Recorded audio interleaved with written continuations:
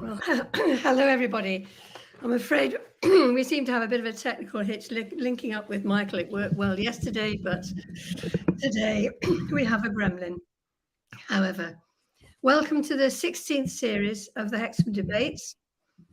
They began in 2007, and among our first programme was today's speaker, who encouraged us to keep going. Michael, you've been a great supporter of the Hexham Debates, and we're very grateful to you for coming in yet again.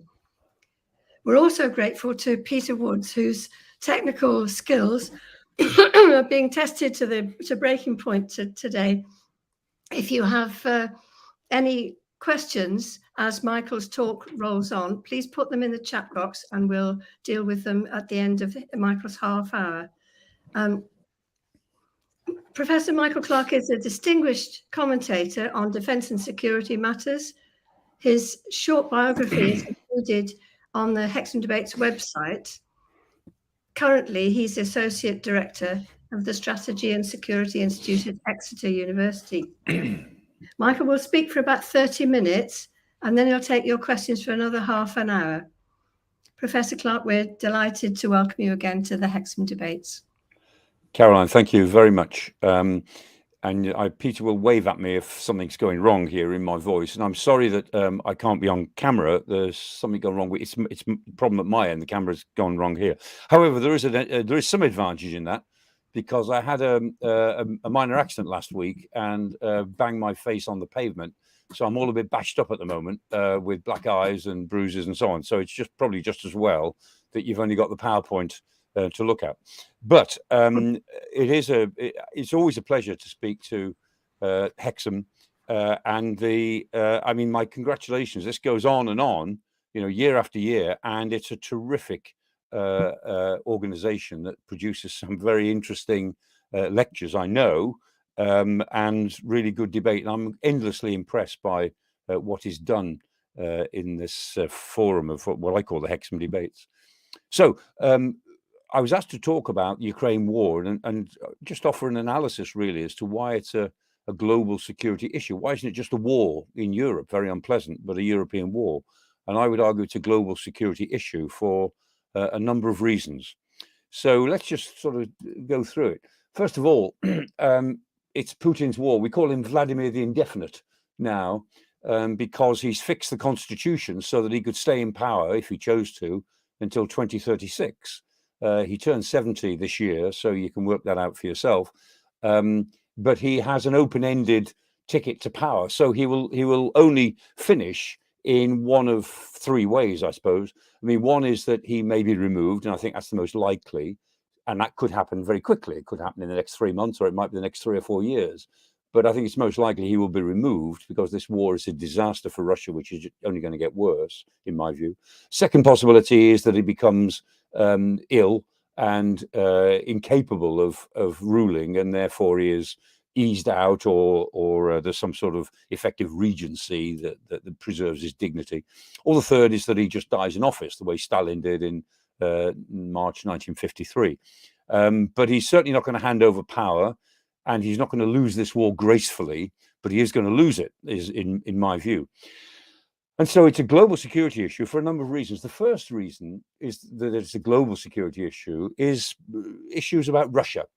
I mean, this is a map of the regions of Russia, and it just gives a sense of how big the country is and how many regions there are and how different those regions are. It spans a continent. It goes onto the Arctic. It's Asian. It's European.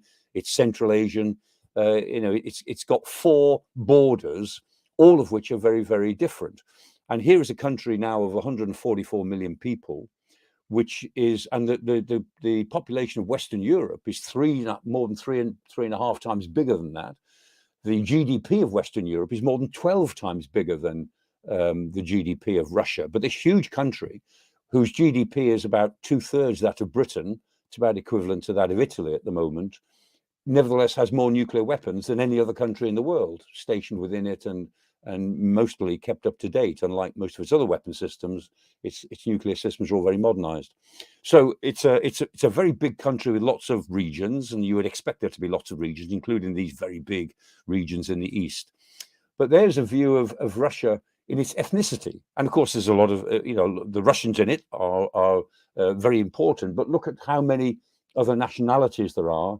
And that includes religions as well, Eastern Orthodox religion, plus some of the more Asiatic leaning versions of that, and some outright, a lot of Buddhism in the East, and then in the Southwest, a lot of a big Muslim population. And the point about all of this is that the history of Russia is a very interesting history, and it starts with the Kievi Rus, who are the peoples who begin to develop a homeland in the 11th and 12th centuries. Before that, of course, it had all been based on Kiev. The Prince of Kiev in the 9th and 10th centuries was the most important princedom. Kiev, the city, was founded in the year 482.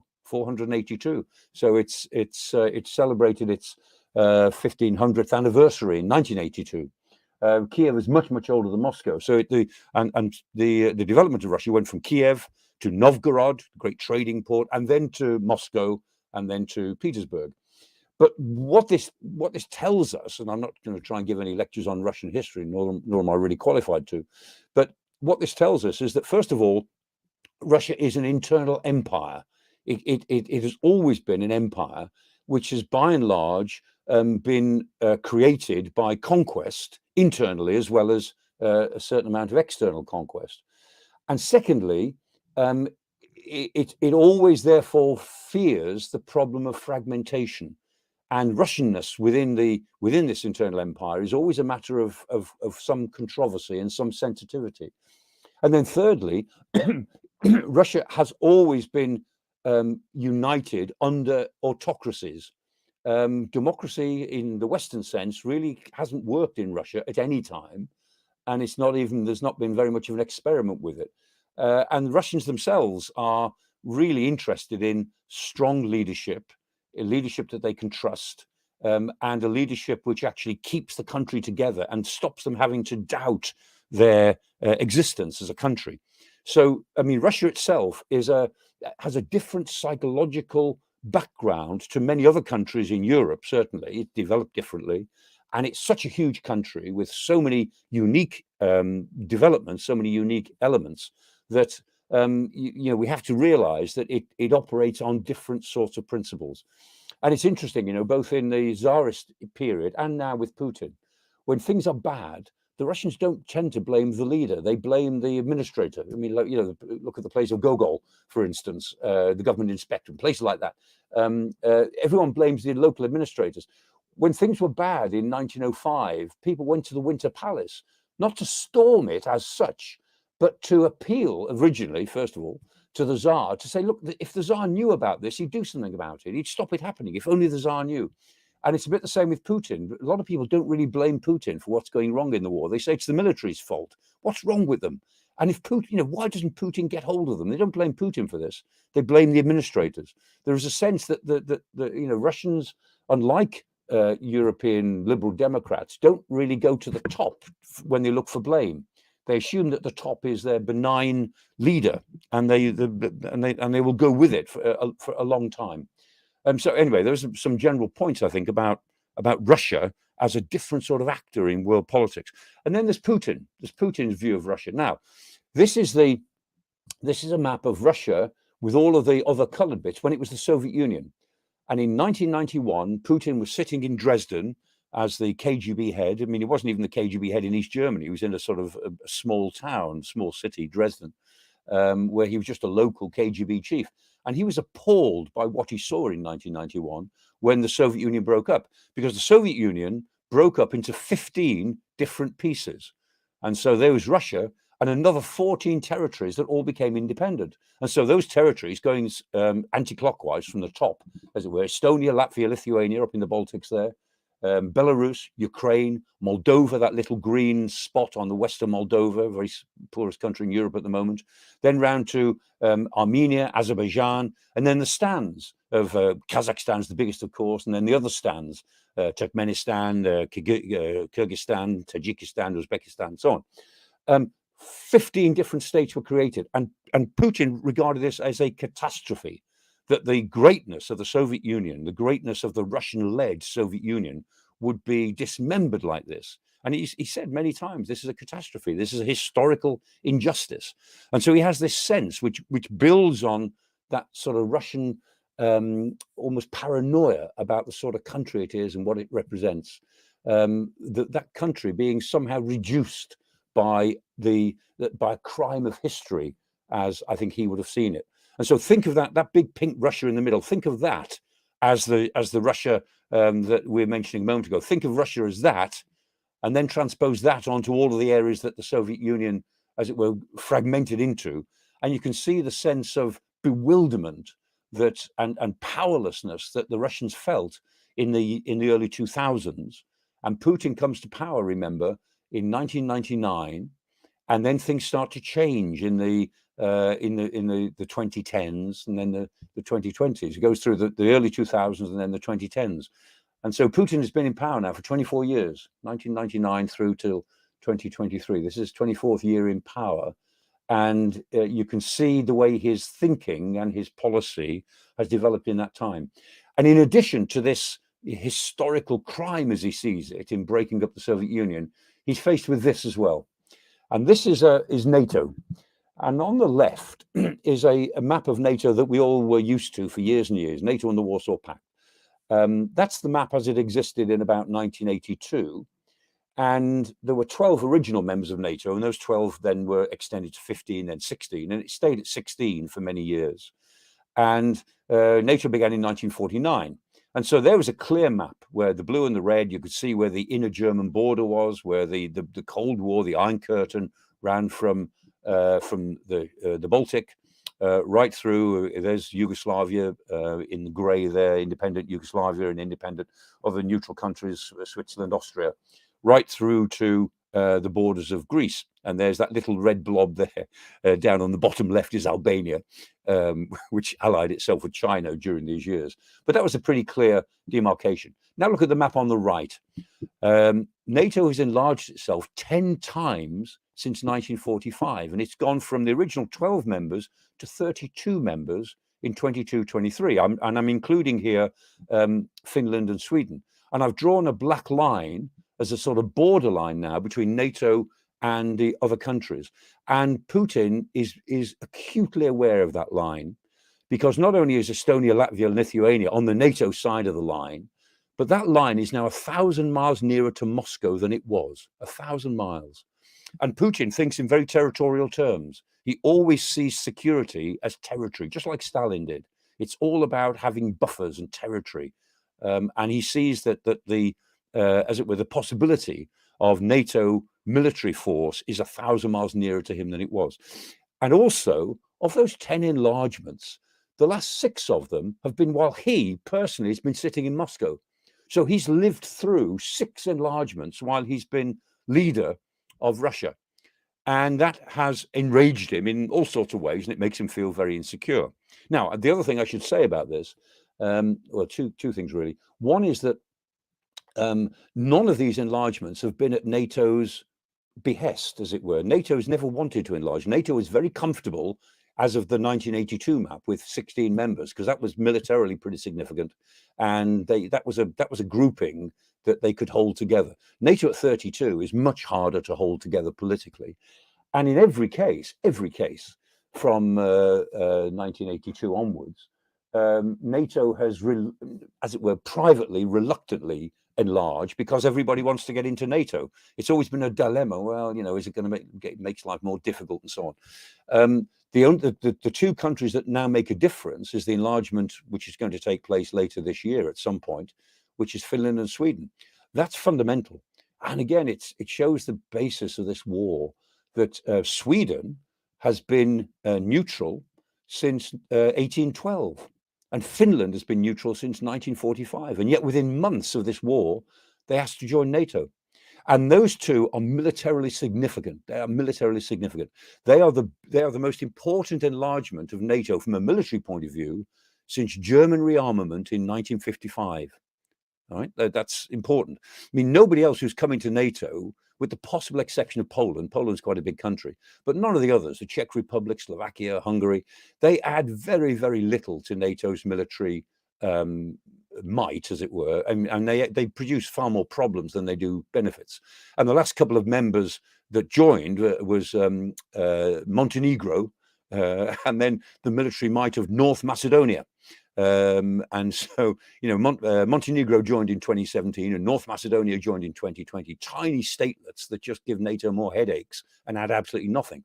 And that's the way it's been for NATO. NATO, for political reasons, has felt it needs to respond to these requests that people join, but it hasn't wanted to. Nevertheless, it has.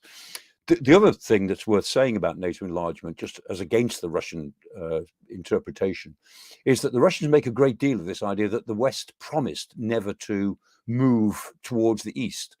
And that was actually never the case, though NATO didn't do enough to establish that was never the case. They always go back to this phrase, not 1 inch. They said, you promised us, you said that NATO would not move 1 inch further militarily with the unity of Germany. After the Berlin Wall came down. You promised us. Well, no, they didn't.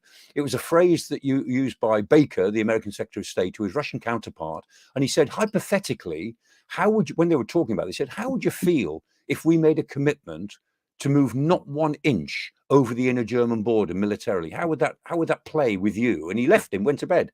That was the way it was. And that phrase, not 1 inch, somehow got into all of the Russian documents. It doesn't exist anywhere in an American document or a NATO document. It's just in a couple of memoirs about Baker, but it's never been developed as an idea. But the Russians held on to this as a promise that NATO made in 1989, that if Germany was united, they would not move 1 inch further eastwards in military terms. Now, having said all of that, NATO has been pretty cavalier in the way it has enlarged and some of the statements it made. And the big mistake was the Bush administration. And in 2008, the Americans under Bush, who was remarkably inept. I mean, everything else you say about George Bush, he was, Trump set new standards, but Bush was an extraordinarily foolish president with a foolish administration around him. And in world politics terms, I can't think of a more foolish American president than him over 2 terms. Anyway, but the Bush administration in 2008 pushed NATO to say to Ukraine and Georgia, we will eventually look forward to welcoming you into NATO. That was a really, really, really stupid thing to say. And of course, it feeds all of this Russian paranoia, in effect. It actually gives justification for some of the paranoia that Russia feels. So, I offer that as background. And then let's get to where we are now. Thinking about Europe now,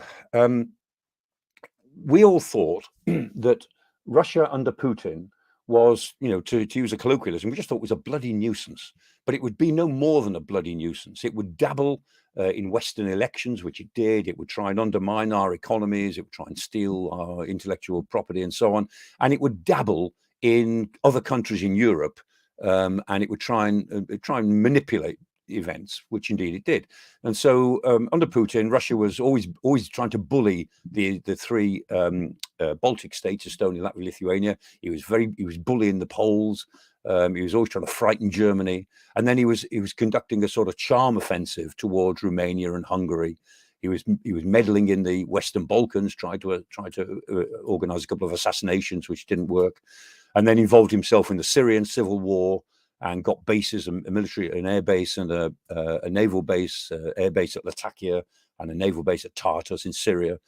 Played games in Cyprus, owns most of Cyprus now. Got involved with the warlords in Libya, Haftar, and then became involved in northern Niger and now in Mali using the Wagner Group. And so everyone thought, this is Putin just playing games. Playing the cards that he thinks are in his hand to frustrate as much as he can and build up Russia's influence. And over Ukraine, the view always was that, well, what he's doing in Ukraine, he's trying to threaten Ukraine. And you can see there on that map what a big state Ukraine is. 44 million people. Russia is 144 million. Ukraine is 44 million people. It's the biggest state in Europe in terms of area, apart from Russia itself. And so it's a very big country. And he was always, as it were, threatening Ukraine. In 2021, the Russians went in for big maneuvers, military maneuvers on the borders of Ukraine. And people said, you're not seriously thinking of invading, are you? And those military maneuvers then were stood down. 2022, he began the same thing, these military maneuvers, and they were bigger this time. We said, oh, okay, we've seen this before. This is a lot of threatening. What are you going to do? There's obviously a price for this. You're going to try and get concessions or threaten to invade. Well, we don't really believe you're going to invade. And so the general belief was that this is this is more saber rattling, and this is Putin still playing the European game, but he won't cross a threshold because it would be such a foolish thing to do to try to invade Ukraine. But here we are. On the 24th of February, he crossed the line, a big threshold.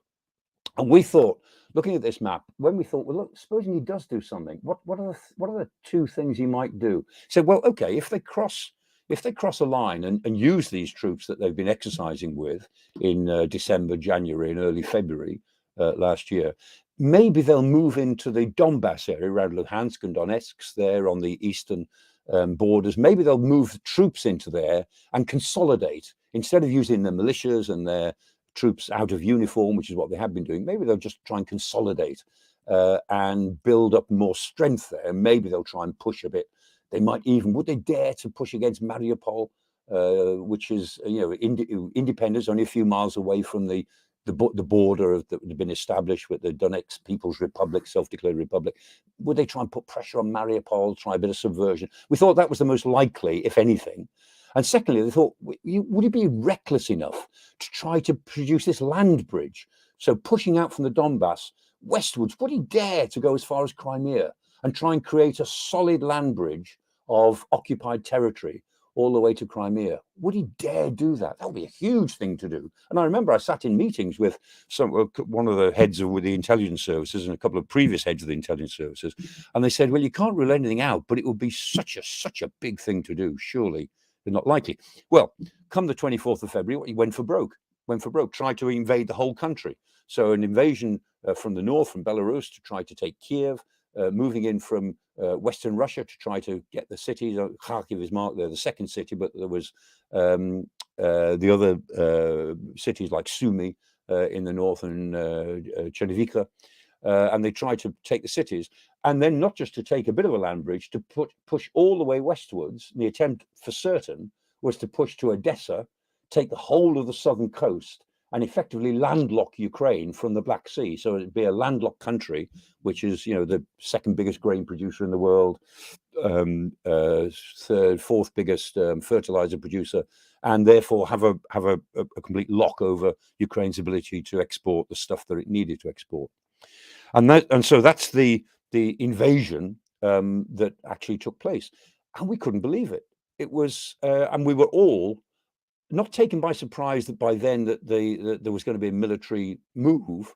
And the thing that convinced me that there'd be a military move was relatively late on, around about 2 weeks before, I think, when I found out that they were bringing medical services to the exercises, which is relatively unusual, but then that they were bringing blood supplies to the medical services in the exercises. And you don't bring blood supplies to an exercise unless you intend to do some fighting. So that convinced me that they were preparing for something. But like everybody else, I was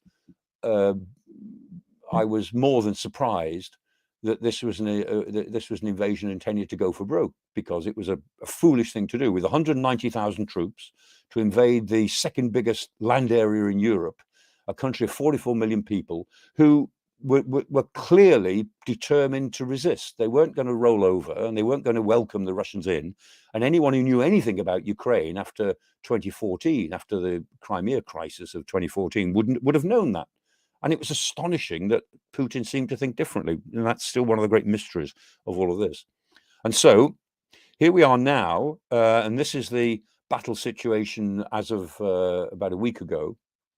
And so that sort of big semicircle of fighting, the two light blue areas are the two areas that the Ukrainians have now taken back.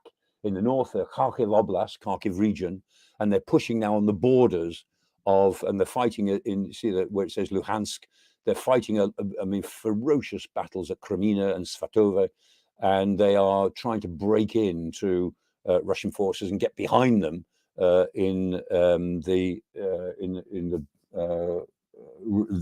further south in the Donbass, in Donetsk. And then the other area, the light blue area down in the southwest, is all the area west of the Dnieper River. So they pushed against Kherson, which is the fifth city of Ukraine, the only big city that the Russians really occupied, and they pushed them out west of the Dnieper River, and the Russians have now dug in pretty solid defenses all the way along the river there, and that might be the next area for a push. By and large, I mean, lots of things are happening locally, but by and large, the Russians are digging in very solidly, and the Ukrainians are continuing to push during the winter while they can. But where this war is going is towards much more fighting after the winter, in the spring, and we don't know when the spring will be. We're more than halfway through the winter now. But in the spring, the Russians will be arriving with something upwards of 200,000 new troops, and the Ukrainians are trying to re-equip and reorganize their forces. The Ukrainians have got, I think in reality, the Ukrainians have got a force of about 700,000 now, which includes their previous army, which was 350,000, and it had some experience fighting in the Donbass, plus all the volunteers they've got, and they can go up to 1 million. I mean, as I say, it's a big country, 44 million people. The Russians began with a very small army, actually, 280,000 in their standing peacetime army, and they mobilized 190 of that 280,000 for this invasion, and they've now remobilized 300,000 people, of whom about 200,000, by my calculations, are being allocated into new units. Shoigu, the defense minister, announced last week a whole series of reforms, and it looks as if they are trying to create about seven new divisions and upgrading 5 brigades to divisions. So it looks as if they're trying to create about 12 new divisional formations of about 15,000 troops. Divisions are usually about 15,000 troops, and then some extra particular forces for the regions and for Moscow and Petersburg. I mean, it looks to me as if they're allocating about 220 to 230,000 troops towards these new formations, which is what you would expect them to have. Now, they won't all turn up in Ukraine at once, but the Russians are certainly preparing a big push at the end of the winter, and the Ukrainians are trying to get ready for that, and might even have their own offensive, which they might go early. I mean, if they could, I'm sure they would, to open up a new area of offensive action. And my guess would be, if they do, it would be from Zaporizhia. You see Zaporizhia there, just on the map, in the Zaporizhia Oblast, just north of the land bridge, and pushing from Zaporizhia down to, you see that little blue hatched circle where there is partisan activity taking place, according to the map. Well, that's Melitopol. And I think if the Ukrainians could, they'd push from Zaporizhia to Melitopol onto the coast and split the Russian land bridge in two. And that would give the Russians a real problem, if they could. And it would also put a lot of pressure on Crimea. And again, that would be politically quite important.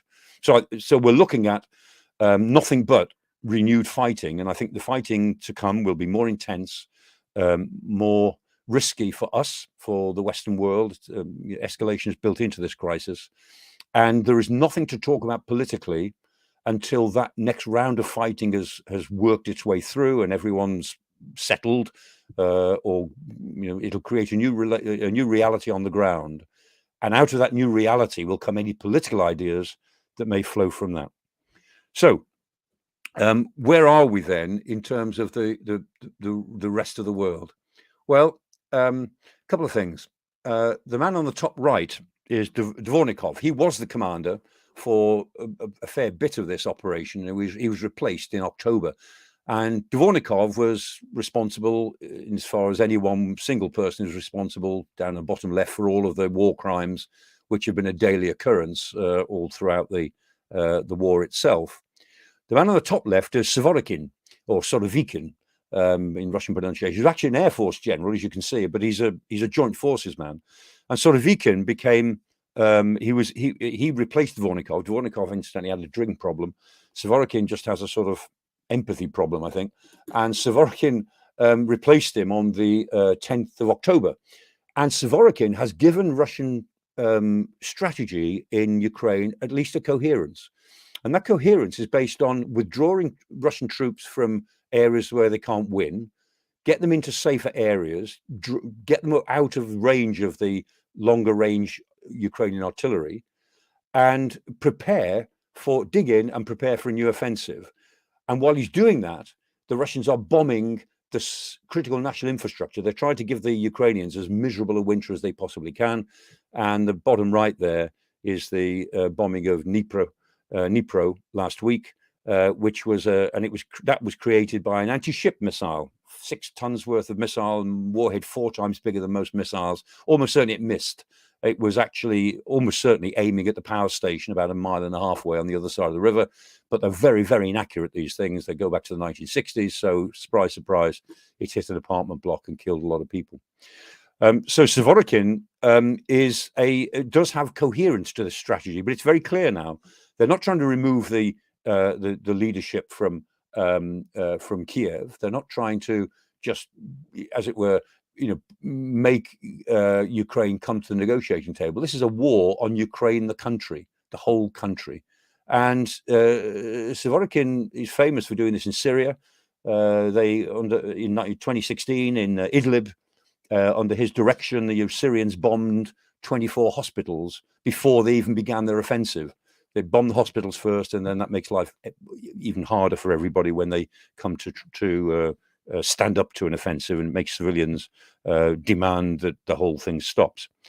And so what this more coherent strategy has done between Dvornikov and Surovikin is actually spread the implications of the war. So this war is now spreading to Moldova. Tiny little Moldova is now suffering power outages because it's part of the same old Soviet system. And the Moldovans are very, very worried by what's going to happen. I think Moldova will be lucky to survive this war, even if Ukraine does. There's created problems in the Baltic. In the Baltic Sea, pipelines have been blown up. Certainly, I'm certain, by the Russians. They've tried to frighten people by blowing up the Nord Stream 1 and Nord Stream 2 pipelines. In the Black Sea, by restricting access to the Black Sea, which is a major trading area for the whole world.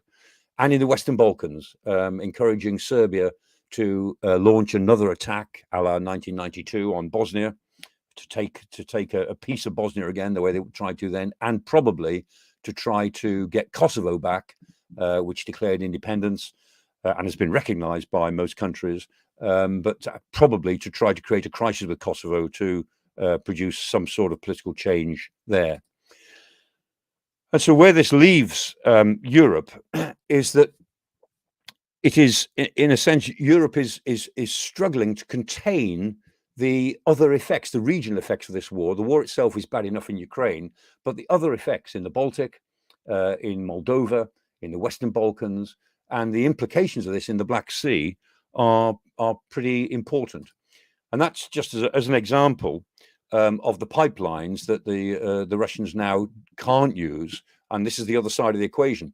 This is a disaster for Russia. The Nord Stream 1 up there and the Nord Stream 2, they're gone, finished. The Yamal pipeline is still delivering a little bit of gas, but it won't soon. The Brotherhood pipeline is delivering more because it's Hungary is getting stuff from the southern pipeline and will continue to do so for as long as Orban is in power.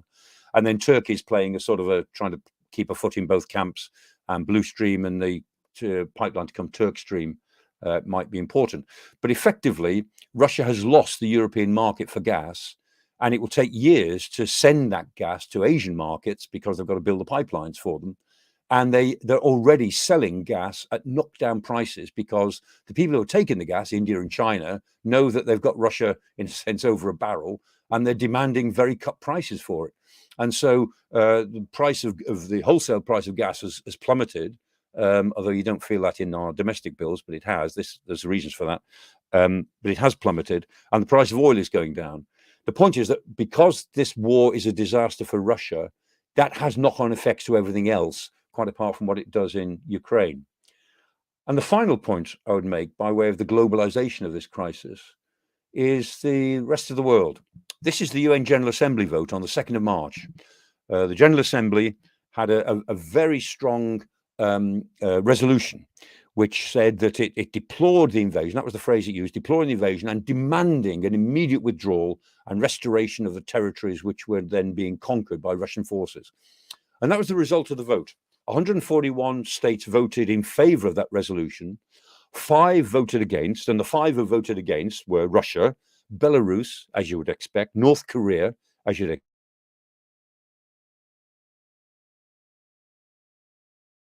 So 5 basket cases voted against it. But look, 35 nations abstained.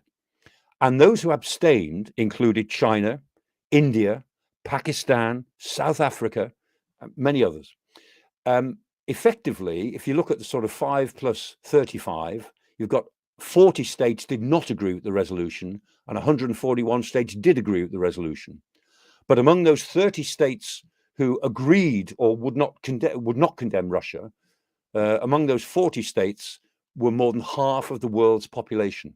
And this is the truth of it, that the rest of the world is standing back to see. Israel, for instance, although it voted in this case, it was in 141, Israel is standing back. They're watching genocide take place. Genocide doesn't seem to bother them as long as it's somewhere else. South Africa is standing back, is now hosting Russian ship visits at the moment. Astonishing. India and China are doing more trade with Russia than they've done before. And, Modi in India talks endlessly about the evils of imperialism, but Russian imperialism doesn't seem to bother him.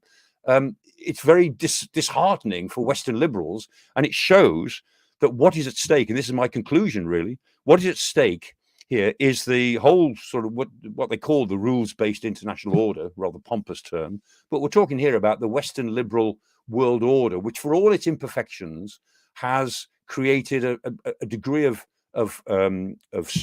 stability and is based on at least a recognition of international law. For European security, this is a major crisis because the Russian rhetoric has increased all the time. And so for the Russians, this is all about pushing back against NATO, pushing back against American dominance of Europe, pushing back against what they call American imperialism and European Nazism. They say it's European fascism is on the rise. And they've been saying that not just now, but for the last 10 or 12 years. It's not true, but it's what they say and it's what they've convinced the Russian public of. And so for Europe, this really matters to the future stability of Europe. And of course, for Ukraine, this is a fight for survival. And everywhere that Russian forces have occupied in Ukraine, whether it's Kherson or Melitopol or Mariupol, there is my phrase, and I think there's a great deal of evidence for this now, a dark Gestapo night has descended on those communities. The Rosgvardia, the internal police, 400,000 of them. The Rosgvardia are there in, not 400,000, that's the total number of the Rosgvardia, but the Rosgvardia are there in high numbers, and they are doing what the Gestapo used to do, to snuff out any Ukrainian nationalism. I mean, school books are being rewritten, etc., etc. You can imagine there's a whole list of things. And I describe that as a dark Gestapo night, which has descended on occupied areas of Ukraine. And that in itself means that this is a war that the West cannot afford to see Russia win. And we're not saying the West has got to win, but we're saying the West has got to prevail so that Putin's adventure is seen to fail and that Putin himself and Russia pays a price for it. Only then will the rest of the world, as it were, think again about standing back and regarding it as somehow not their problem. So I will stop there and take questions as and when you want to ask them. Oh, thank you, Michael. That was a whistle-stop tour around this huge, sprawling problem. If our listeners can type into the chat box their questions, we can flick them onto the screen. There's one that's come through saying thank you, but not a question yet. I'm wondering, Michael, in the absence of a question on the screen, if you'd like to comment on whether Russia's involvement in Ukraine has affected their presence in other countries, like Syria, for instance. Yes, a very interesting point, actually, Caroline. The Russia is because it's pulling all the stops out now, and it's trying everything it can to diminish Western behavior and Western opposition. And if it's destabilizing lots of other places, or trying to, through cyber means and subversion, as well as economic manipulation, which is in a sense allowed. You can play games with economics and pricing. Everybody else does. That's not so illegitimate, but they do it by both legitimate and illegitimate means. And the areas that Europe is worrying about are the Baltic states, the Baltic Sea, the Western Balkans that I mentioned, very important. But there are also, this may turn back on Russia in all sorts of other ways. The Russians themselves may be struggling in Georgia. And if you look at if you look at that map, just down in the south, Armenia, Azerbaijan, and Georgia, the Russians have got two big issues in Georgia. They have had since before 2008. We'll go back to 1991. Really, in Abkhazia and South Ossetia, got two breakaway republics, and that belong to Georgia, but they are breakaways. Russians have had to withdraw their troops from Abkhazia and South Ossetia and send them to Ukraine. And the Georgians are becoming much more assertive. And it may well be that a crisis for Russia, a new crisis will arise in Georgia that they may not be able to do very much about. Similarly, in the same area, talking about into the Caucasus here, Armenia and Azerbaijan. Russia is backing Armenia very strongly. Azerbaijan is very independent and is taking a lot of aid from Turkey, trying to get back Nagorno-Karabakh. And Nagorno-Karabakh, again, is an area that Armenia invaded on behalf of its ethnic nationals, it said, and Russia backed it. And now the Azerbaijanis look as if they're getting back parts of Nagorno-Karabakh, and they're prepared to attack Russian forces, and they have done quite successfully. And they may well create a crisis in Nagorno-Karabakh. Equally, Kazakhstan, huge Kazakhstan. They won't help the Russians. President Tokayev in Kazakhstan, he owes Putin. In January last year, Putin saved his bacon when there were big demonstrations in Kazakhstan. Putin sent Russian paratroopers in to suppress it, which they did quite quickly. And Tokayev owes Putin, but he won't help him. And indeed, they are, the Kazakhs look as if they're leaning the other way. And I think Putin is losing influence.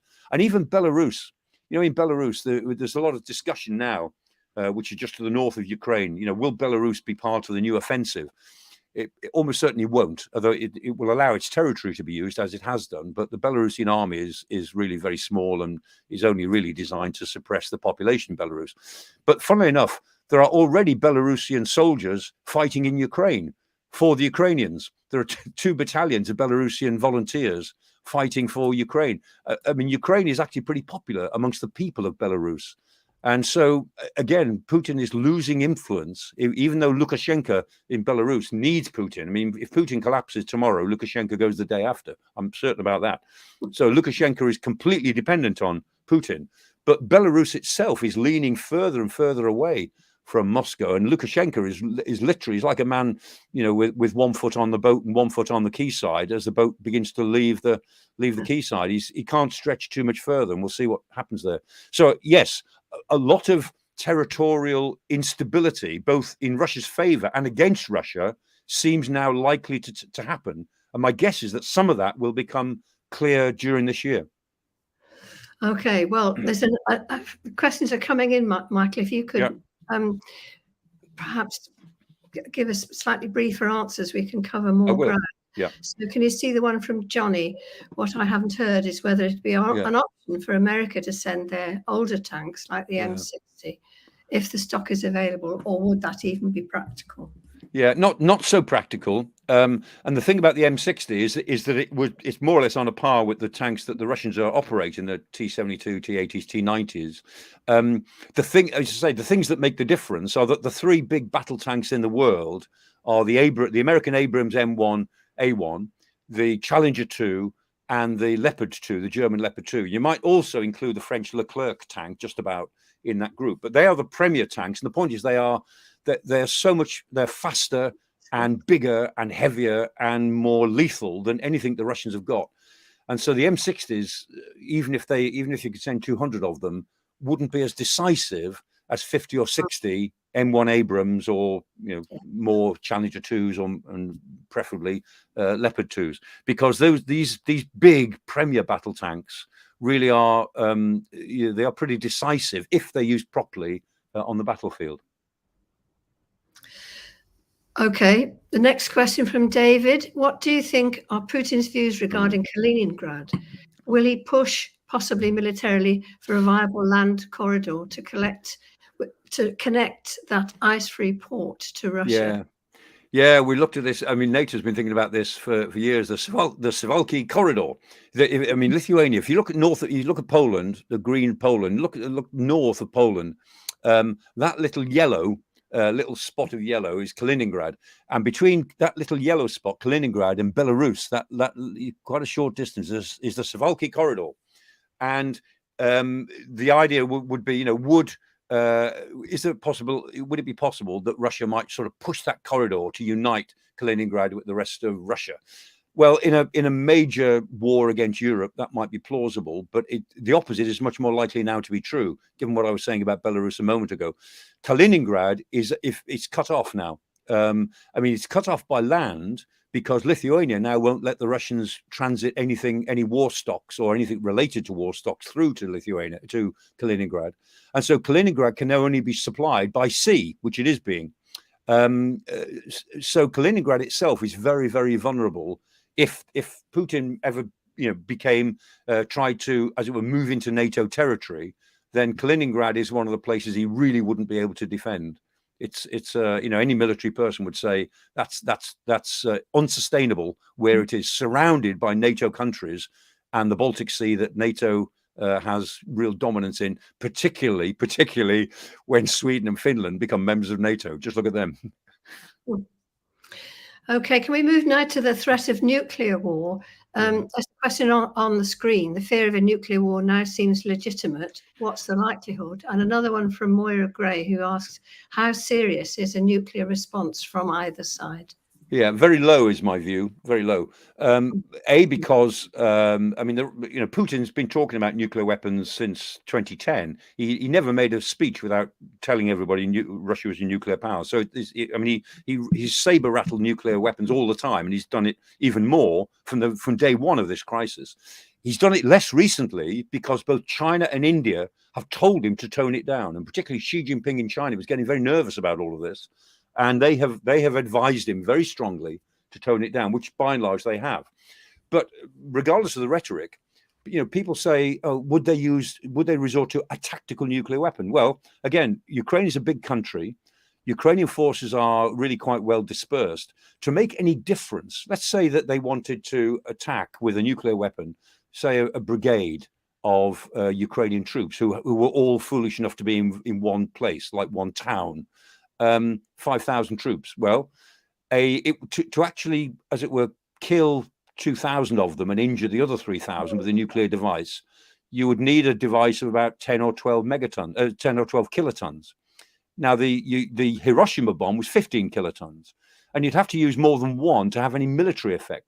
So to have any military advantage, the Russians would have to use, let's say, 4 or 5 Hiroshima-style bombs in Ukraine.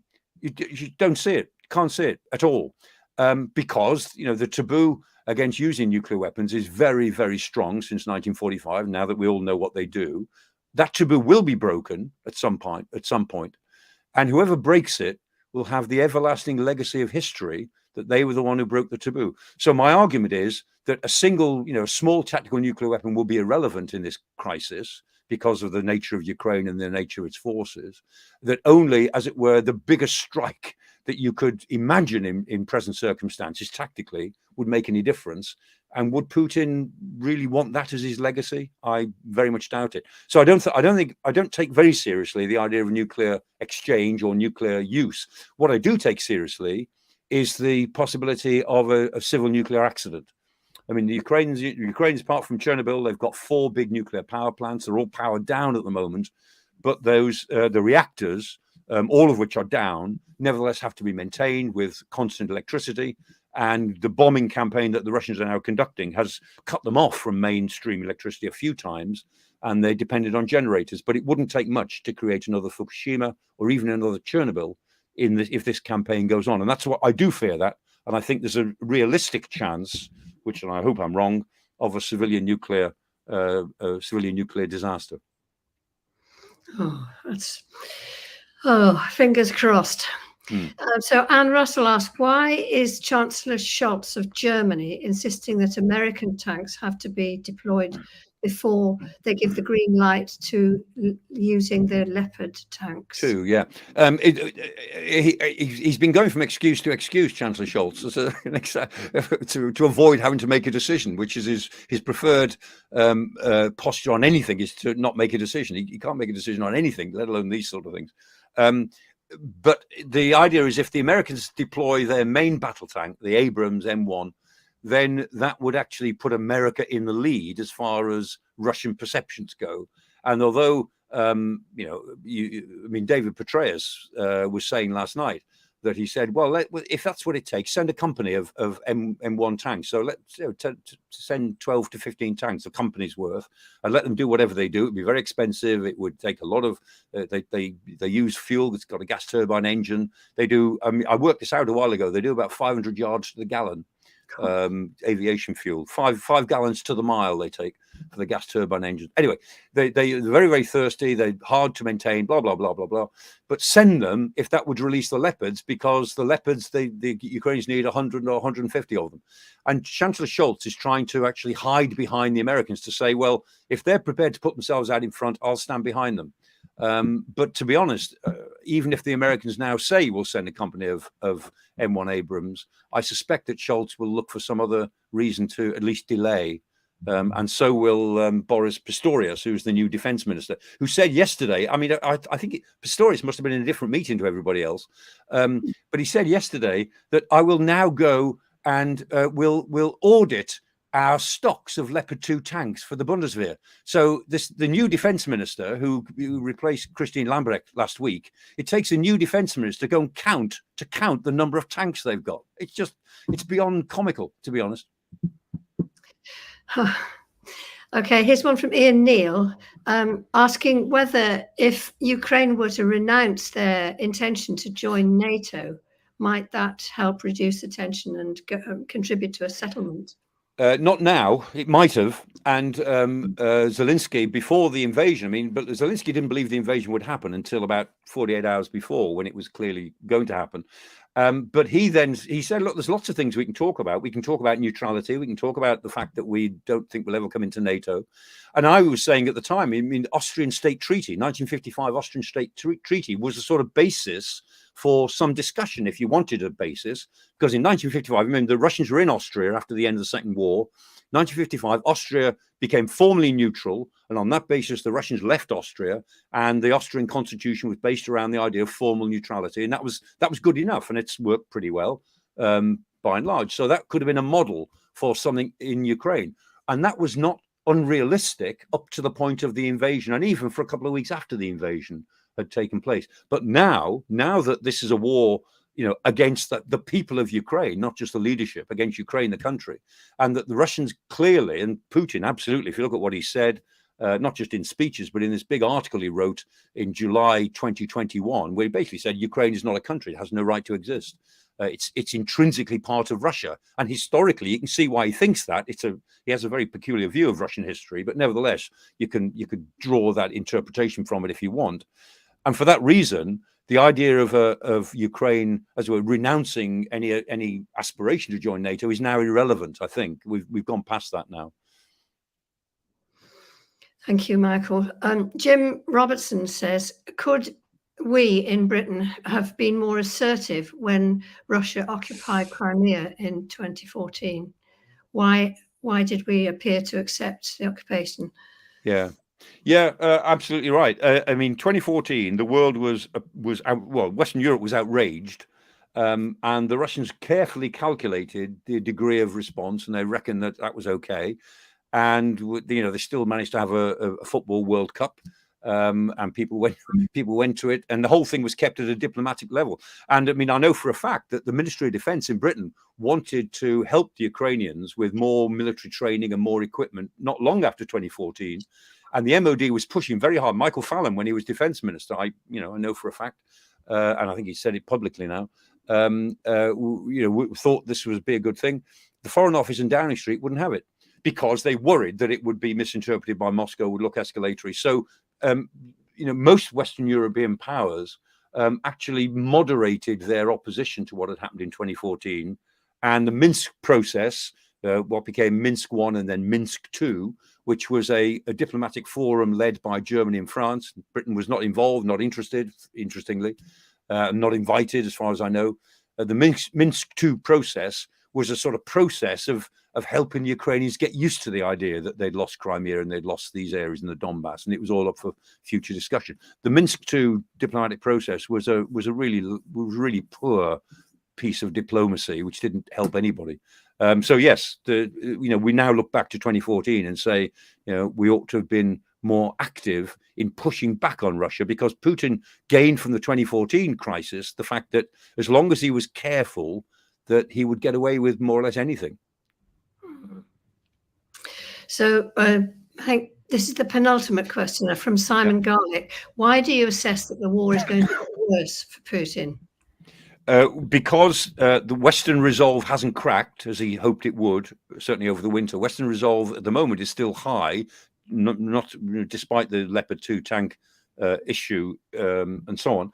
The economic damage to Russia is long term. Although the Russian economy has still got cash because of oil and gas revenues, and it's still taking in more revenue than aid to Ukraine in monetary terms. Russia is still getting more oil and gas revenue than aid is being sent to Ukraine. That is all still the case. So Russia is still quite cash rich, but its underlying economy is really suffering. Its markets, some of its markets, certainly in the most productive markets, its most valuable markets in the Western world have disappeared more or less and won't come back inside a couple of generations. And I think the war itself will drain Russia, because even if the Ukrainians, as it will, lose in the next 12 months and the Russians are able to take vast swathes of Ukrainian territory, they'll have to keep fighting for it, because the Ukrainians have indicated that they won't roll over. They won't. And so the best the Russians can hope for is to occupy, as it were, let's say, eastern Ukraine, east of the Dnieper River, and then suffer a guerrilla war for the next couple of generations while the Ukrainians resist. And that's a miserable situation for any country to be in. Thank you. So the final question from Karen Luton. Can you offer us a couple of minutes of hope, Michael, before she says she takes to drink? I'm with her. Yeah. Well, look, I mean, yes, this is dangerous. This is a dangerous time for Europe. The peace and prosperity we've had since 1945 is historically unusual. It's historically untypical. And we've got to realize that. And like previous generations, we may have to sacrifice certain things ourselves for our own longer term peace and prosperity. And it'd be unusual in the last 1,000 years of European history if that was not the case at some point during the next few years. And this may be it. This may be the test. However, up to now, I think there's a growing realization in Western politics that is the test and that we must rise to it. And, if you look at it as it were, in broad terms, Russia is on the wrong side of history. It's a dangerous country. It's a dangerous leadership because it's so assertive and aggressive and it's ruthless and so on. But it's in a very weak position compared to Western Europe, which has 12 times its wealth, is massively more able militarily than Russia. If it ever came to a NATO-Russia war, NATO would walk all over Russia. We don't want to do that. But NATO would not lose in a war against Russia militarily, nor would it lose in a war against Russia economically. The issue is we've tolerated Putin on the assumption that he would just be a bloody nuisance. Now that we know that he's much more than that, there is a sort of coming together, I think, of this consensus that the Western liberal world needs to be defended a bit more actively than before. But it can be done. It can be done. And I suspect that Putin won't be there for too much longer. I cannot predict how he will disappear, but I suspect that as the effects of this war really get into Russia, particularly mobilization, that really affects Russia in ways that, Russian population didn't mind this operation as long as it didn't really affect them day to day, but it is now affecting them day to day in all sorts of ways. And I suspect that this year, even if it goes well for Russia on the battlefield of Ukraine, will go very badly for Russia throughout the country. And I think that Putin's days are numbered. Having said which, he won't be replaced by a nice man. The only thing we're certain of, he will be replaced by a man. He probably won't be a nice man, but the one after that, there'll be a hiatus, as there always is in Russian history. There'll be a hiatus, and the one after that may be somebody that we can get back on terms with and get back to a more sensible relationship with. So I'm in the longer term, 2 to 3 years, I'm quite hopeful that this may be a shot in the arm for Western liberal democracy, as well as our own sense of what it is that we think we represent and our need to do so. Goodness, well, Michael left us all pretty breathless. If you have such a grasp of this extremely complex situation, thank you very, very much for giving us your time. We hope your face mends soon. Yes, me too. Yes, just stay upright. We need you. Yeah, thank you. The next Hexham debate to put in the diaries is the 11th of February, when Chris Beals will be speaking about the housing crisis. So thank you very much, everybody, for logging on, and we hope we'll see you on the 11th of February.